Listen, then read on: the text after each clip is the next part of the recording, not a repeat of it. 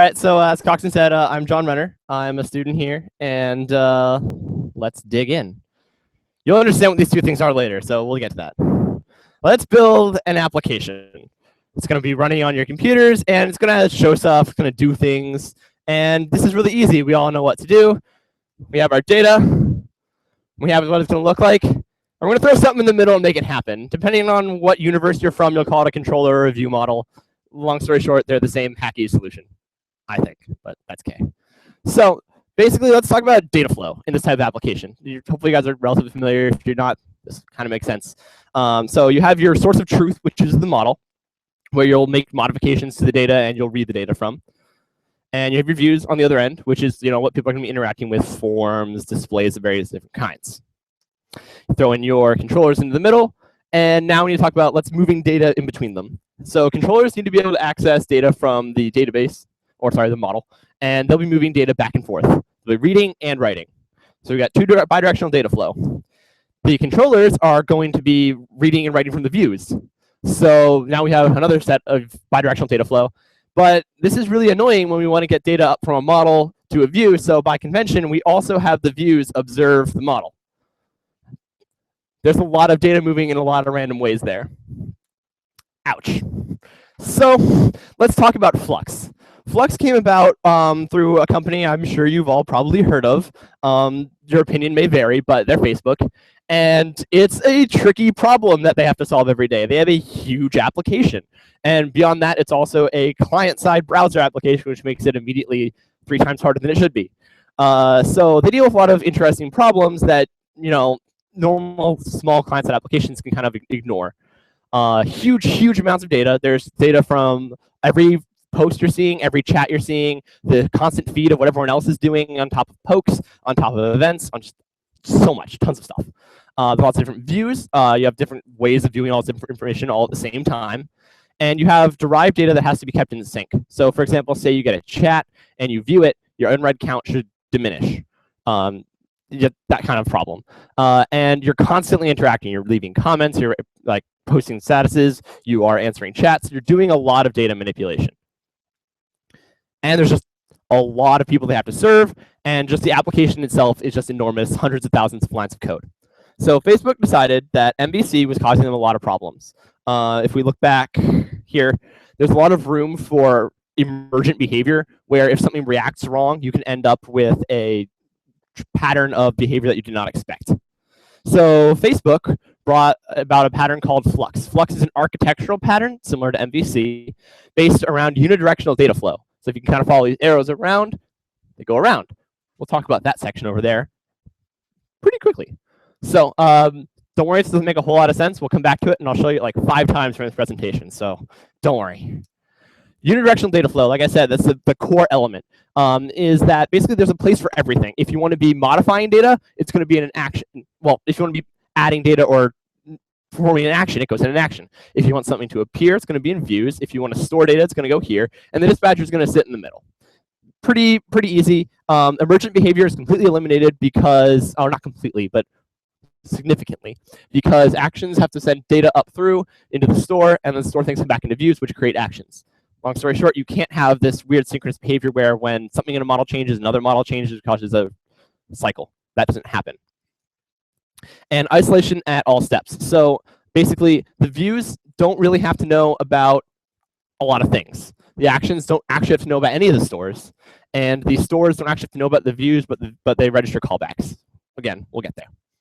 So actions. Actions are the easiest thing to think about. They're data payloads. They have a type of what kind of action you're being represented, and then a bunch of data to go with it. In this case, this is I received a chat, or I sent a chat, and the text is hello world. So what will happen with that is the action creator will produce a payload and pass the action up into that dispatcher we saw before.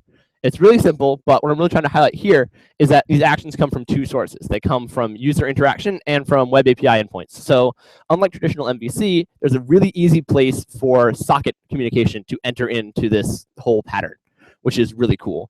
Also, if you're using something outside of the typical flow of Flux, it can enter through this actions area and could even listen to store callbacks later. We'll get there. So the dispatcher, I mentioned it a couple times, is kind of there in the middle. It's a singleton. Oh no. That's not that bad, really. Basically, the idea of the dispatcher is that it knows about all of the stores and will just give them every action that comes in. So no matter what it is, every store gets it. The reason the dispatcher exists really is one, to decouple the actions from the stores, and also to give you a single point to view all activity in your application. It basically brings all the actions together and synchronously pumps them through. They can get handled asynchronously, but the idea is one action happens, then another, and you can watch those changes happen. It's really cool. It doesn't do a whole lot other than that. You can probably code a dispatcher in like 10 minutes. It's really simple. So this callbacks thing over here, those are registered by these stores. These stores are the source of truth to the application. They're the data. They do not act like models. They're not models. They're not models. They do not communicate with the server. They simply represent your application state, and they can be read from and written from with any of their implementation being visible. This is very important. You can't query them with like a SQL query or anything like that because they're not necessarily SQL. They have in-language functions that you just call, and that's an interface that they define. So this is like a very key part of Flux, is that these stores are holding your data and they're not modifying it. This opaque data representation is also important. It allows the underlying ideas of the store to change as long as it answers to the same function calls, which is also great. But sometimes you run into this problem where an action comes through and it's going to update several data stores. Like say you went offline and a ton of things need to go get updated. That's fine. A data store can declare that it wants to wait on other data stores. And it can say, okay, dispatcher, I'm going to wait, call me again once these guys are done. And it will, which is really helpful. Keeps their data updating in the right order, basically. So this callback, by the way, for a store, there's one callback per store. So that callback takes in every action, and you can just choose whether to handle it or not, and then how to handle it. Facebook's examples typically have a case switch statement with cases for each of the ones they handle that either call out to other functions or perform something very simple. And yeah, once the store updates itself, it will pass change events down into anything that's listening to it. So that's typically what you're talking about with views. Again, the store is opaque. So oftentimes implementations of Flux will use immutable data structures to hold this. Oftentimes things taken from ClojureScript. The most popular open source implementation of Flux, which is Fluxy, does exactly that. So now we're on to sort of the other half of the talk, which is now we're getting into this view section. All right, so views are listening to changes from data stores. How is this interaction happening? It's actually pretty simple. The store says, hey, I've changed. And then that's it. And the view comes back and says, okay, I'm going to query then all of the things that I query from this store. That way, the store doesn't have to keep track of what to send to the views. The views just can go request what they need again. There can be multiple change events that can be, just scopes of like I got something of this type or of this type just in case. But typically that would mean different stores, not inside the same store. Views in Flux are a little different from what you might see, especially if you're used to MVVM, in that views maintain their own state very explicitly, but it's only their state. It's only things that matter to them that are like, how am I displaying this? Something that really doesn't matter in terms of like your actual one source of truth, your data that's being presented, but matters like, oh, if the user has this field selected, for example, like that should be kept there. Unless you're storing it in the store for later, but you can do that too. These views issue actions, like we said before, and it's pretty simple from there. So that was like a whirlwind run through Flux. Hopefully it kind of makes sense, and we can talk about the other half of the talk. Basically, flows going around, and I'm sure a lot of people want to know about React. It's kind of the hip thing to know about. I've been on Hacker News. I read it. It happens. So React. React is a library built by none other than, take a guess, someone take a guess. Wrong. It's not Facebook or Google. Instagram, actually. Instagram built their entire website on Flux, on React back in the day. When Facebook bought them, they said, hey, this is pretty nifty, and built an entire architecture pattern around it. Cool. So, ReactJS. I'm getting right off the bat, it is not a templating library and it is not a framework. It's neither of those things. Just get that out of your head and I'll explain more about it later. Just understand. This is important. So this is an example component in React. It's written in JavaScript because we're talking about front-end applications. It's pretty simple. We're creating a class, which is essentially a type. And what this is it's just going to render these divs, this stuff inside of it. Pretty easy. And here's how you use it. You can just render something that we built before. So we built this comment box here, and we render it. And that second argument is where we're going to render it on the page, like inside what existing element. But wait, what was this stuff? There are angle brackets. There's HTML in my JavaScript. What are you doing? It's called JSX. It's an abomination, and it's awesome. So once you get over the fact that, yes, you're mixing two languages, and you've done something unholy, and it won't run in the browser by default, get over that. It's really useful. Trust me, rather than having to manually create all these elements, it just does it for you. Facebook ships a pre-compiler that you can just use. It's super easy. They have templates for projects that are all ready to go. Trust me, it's worth using it. There's also a shim that you can put into your browser and just use it flat out without having to compile. So back to this create class thing. Here are essentially the things that you can put into a class in React. For the render function, which we saw before, obviously, how do we make it appear? That's generally useful. There's this get initial state. So inside any of these functions, I know JavaScript has weird scoping for those of you who aren't used to it, but you can reference some internal state under this. Get initial state is called at the creation of an instance, and it just returns an object that will act as the state. Again, there's they do a lot to avoid object-oriented anti-patterns. I'll say it. And get default props is for if you have properties on your element. If you have name equals, class equals, well, probably not those, but typically more the custom ones. And property types. So you can enforce type restrictions and say that this property needs to be a string, this needs to be a number. Just useful things that it'll be able to catch for you. That's optional. It's not necessary. And statics. You can add class methods to a comment box. So I can say comment box.class method. Pretty, basic things. But what's really more interesting is the component lifecycle. The component lifecycle is basically broken down into 3 steps: mounting, updating, and unmounting, which makes sense. It's like becoming, being, and not being, or stopping. So the events are pretty simple. What will you do right before you mount, right after you mount, and mounting is when you get put into the DOM. Update is when you should say if you're going to receive a property change, that will happen. If you are so this is actually interesting. What this one does, should update, is a method that will return whether or not you need to run a full update cycle on your element. So basically, if I say, oh, well, this property changed, but it didn't really mean anything, no re-rendering needs to happen. So we can just move on and skip it. So you can return false there if you don't want to. If you want to keep going. But you also have will update and did update. Again, pretty obvious before and after you've updated. And unmount, you really only get will unmount, not did unmount because you're gone, which is pretty reasonable in my opinion, in case you were wondering. So it's like Polymer, right? No. React makes a big point of, unlike being X tags or Polymer, is that it's free from the DOM. So those are built, Polymer and X tags and all that are built around the idea of you implementing the custom elements back in the browser. React is very different. React does not interact with the browser until the very last second. So you can define all of your elements. You can even render your elements to strings without having to access the DOM, which is awesome. What that means is you can render your React application on the server and send it down.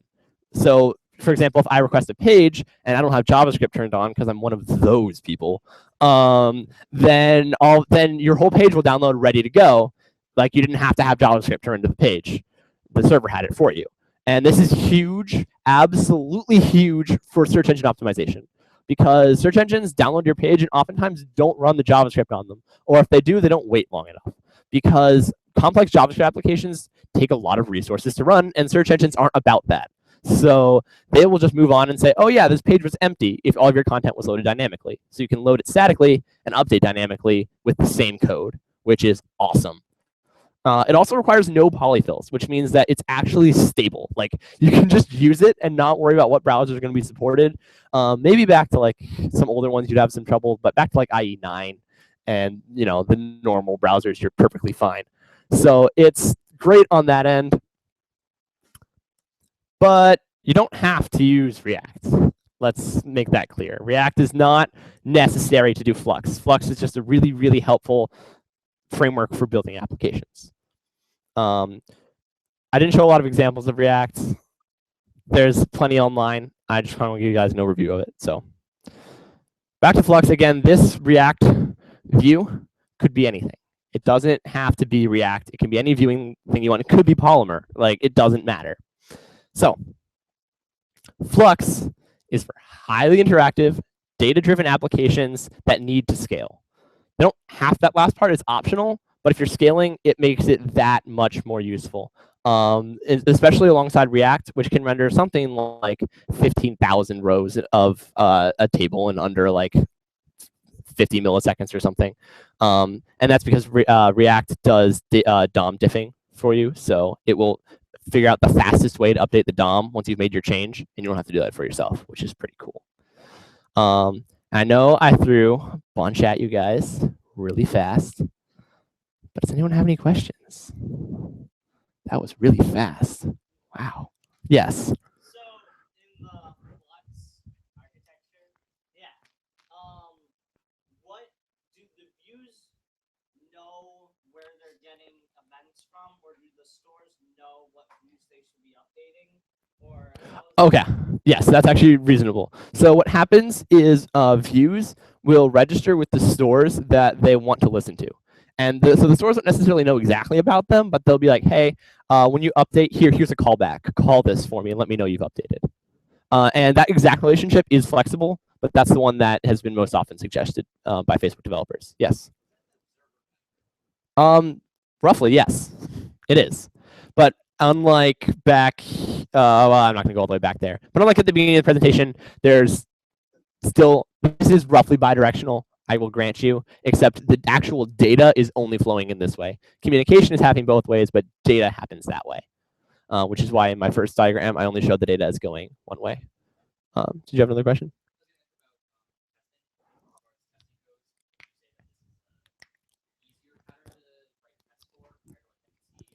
Yes. So the reason it's so easy to test is that you can basically pick any of these lines and just kind of grab on and start putting tests there. So you say, all right, I want to test whether or not this view is creating the right actions. Then I inject my own action creators and see what happens. If I want to say, all right, I want to test, I want to be checking the actions that are coming in, I can mock a store and start checking what actions come through. The best thing about that is that since every store gets the actions anyway, you can just, in a running application, inject a store that just reads the actions out and just checks whether things are okay or not, which is pretty cool. And yeah, basically at any point you can just, because they're passing information, you just pick a point at which you want to start grabbing information or start sending information. Yeah. Facebook currently uses Flux for at least most of their recent development in the past year and a half or so. I encourage you to go to the Flux website. They talk a lot about it. There's more than this, though I think I've covered some of the gotchas and tricky things. But yes, also if you do a little more research, people will mention things called controller views. Don't be fooled. They're not really anything. They're just views that render data more specifically from the store. The recommendation of Facebook is just to pass the store all the way down through your children. So if I listen to a store and I use another React component, just pass the whole thing down and let them request what they want. It generally saves some trouble, though it could create unknown dependencies. So it's kind of a catch-22. So yeah. Yes. So what is an example of a concrete implementation of a store? Like what can be? Okay, so a store is really just an object with a set of functions on it in JavaScript, really. So say I had an object for storing my chats with all these different people, and then it would have methods on it that would be like receive chat, and these would actually all be internal methods because they would all happen based on actions. And so they would update their internal store, and it would have messages like get unread and gets all messages, get messages from this user, and all these different query things that are as functions instead of as things like that. So underneath, this could be stored as an array even. It wouldn't matter. But yes, also Flux favors the derived data. So for example, if I want to have the unread count, then I wouldn't ask for the unread count. I would ask for the unreads and get the length so that you don't have to have multiple calculated properties that can get out of sync. Yes. Dealing with persistence in the store, would the store be the one connecting to Haha, yes. No. Is the answer to your question. The store, it deals purely with your application and does not communicate outside. The reason it doesn't do that is communicating with an outside service is a functionality that you want to be testing and watching for and interacting with that the store is just not equipped to handle with in this flow. What happens is you have an action creator that uses what they often call a data access object, which is basically I have the ability to interact with a web API, and I say, okay, go try to send this chat. And if you send it properly, then if I get an okay response from you, then I will issue the action message sent text. And if it failed, I would say message send failed with the text. And then the stores could handle it however they want. The idea is the outside world and your application are separate. And trying to keep them in sync and pretend that they're different makes problems happen. And Flux is very much about being explicit about what you're trying to do at any given state and knowing exactly where to go to put it in. And that's actions. When you're doing something, it goes in actions. Yes? Are there any online, like, open realizations of this? Yes. I don't know what sites you recommend Yeah. looking at. So Facebook has their own site for Flux and their own site for React, which are really easy. You search like Flux architecture pattern and ReactJS, and they'll both come up, and they link to each other back and forth a lot. And Fluxy is the best implementation of a framework for Flux. So, it's like provides dispatcher implementations and general things for stores to help you out, help build this framework.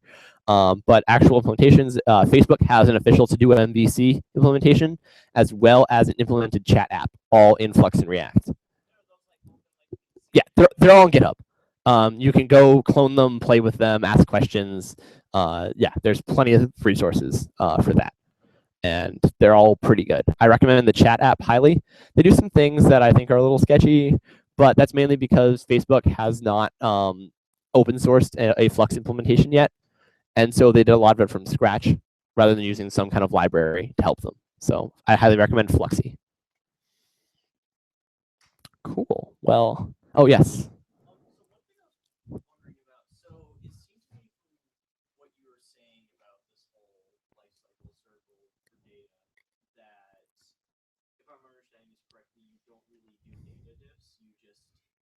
Get some sort of message saying that something changed in the store, and then you just request all that, potentially all that stuff back from the store. Yes. So do you never send diffs over the wire? Is that only something that happens like with the DOM at React? So whatever your view framework is, there's a couple things to that make this make more sense. So sorry if I back up a sec. Oftentimes you want to have more stores, the better. Basically, the more specific a store is, the better it's going to be able to respond to a very specific set of actions and issue a very specific set of updates. So the more general it is, the more costly this fetching the data is going to become. If I'm grabbing like 7 sets of data from this one data source, you might want to start thinking about splitting up the store. But if I'm not, yeah, I request back, and the store provides output in usually like one way. And then it's my job to transform it into something that that users want to see. So this data is represented in some way here and only comes out in a certain way is typically the best way to do it. Rather than having a bunch of different query options like get on read count, you would just say get on read and then in here make it a count. Does that sort of make sense? Cool. Yeah, all right, cool. Thank you guys. This is good.